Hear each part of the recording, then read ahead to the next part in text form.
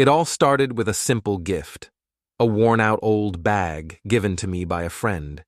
My friend knew I loved vintage items with history and thought this bag's retro charm would suit me perfectly.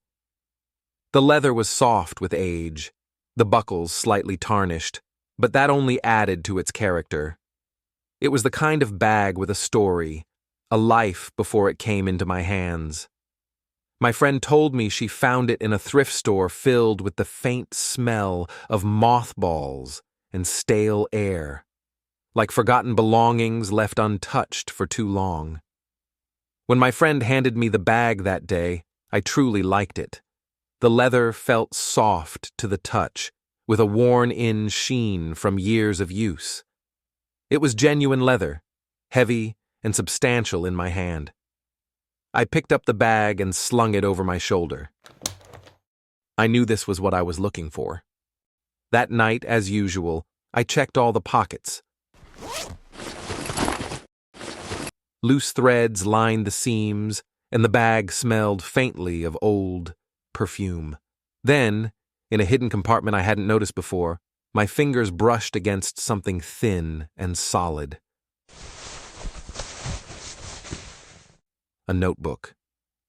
It was slim, unassuming, its leather cover scuffed with use. My first thought was that it was just someone's misplaced journal, but as I flipped through the pages,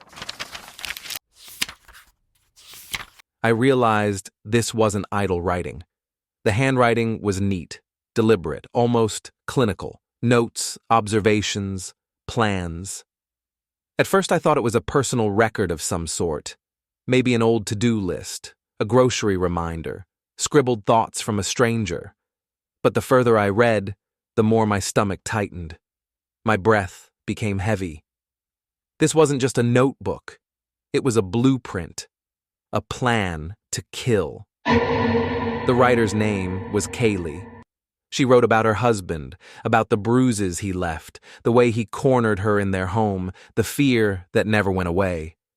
She recorded everything, his routines, his movements, what time he left for work, the roads he took home. She considered different ways to end it. Poison? No. Too suspicious. A robbery gone wrong? Too risky. Then, finally, she settled on the perfect solution. A car accident. There were even notes on physics, how fast a car had to be going for an impact to be fatal, the likelihood of a tire blowout under certain conditions. She had done her research. My fingers trembled as I turned to the last page. A name was neatly written at the bottom, standing stark against the paper. Her husband's. I hesitated before typing it into my phone. The search results came quickly. His name was there, attached to a news article. A fatal accident, 5 years ago. His car had gone off the road late at night, no signs of braking. The report suggested he might have fallen asleep at the wheel. But I had read Kaylee's plan. She had considered every possibility. She knew exactly what to do. I closed the notebook, my pulse hammering in my ears. I needed to know more. The notebook wasn't just any diary. A small logo was printed at the corner of each page, a company's insignia, likely issued to staff. The detail might have meant nothing to most people, but I recognized it immediately.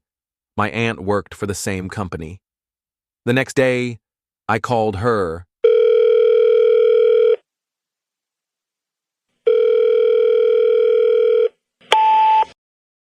I kept my voice casual, mentioning the name in passing, pretending it was just a random curiosity.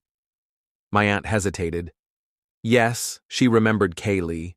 Quiet woman, kept to herself. Worked there for a while before leaving suddenly. That was all she knew. But it was enough. I asked if she could help me arrange a meeting with Kelly. My aunt seemed surprised that I even knew Kelly and pressed me for a reason. I kept it simple. Kelly's notebook had somehow found its way into my hands, and I just wanted to return it. When I first saw her, I hesitated.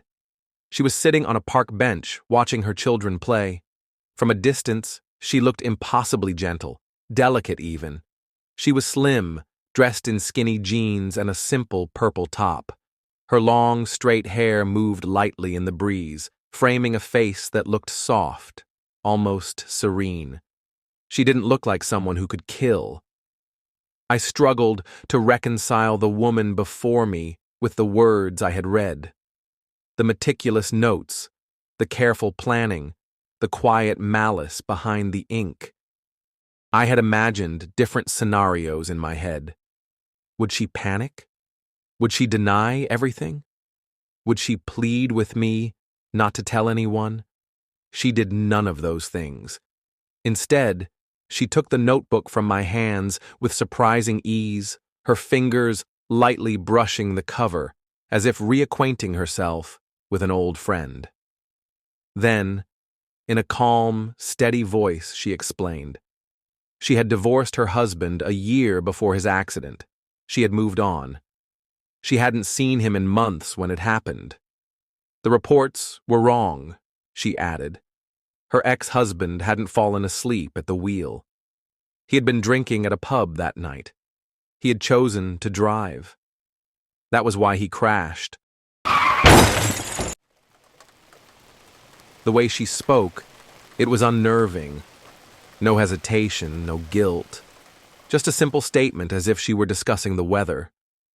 I wanted to believe her. I really did.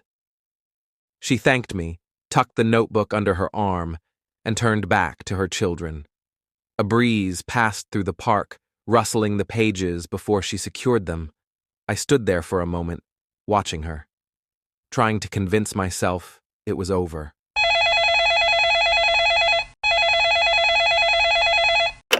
That night, my aunt called me again.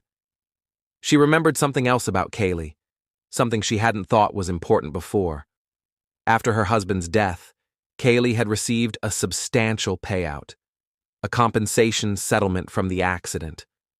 My mouth went dry.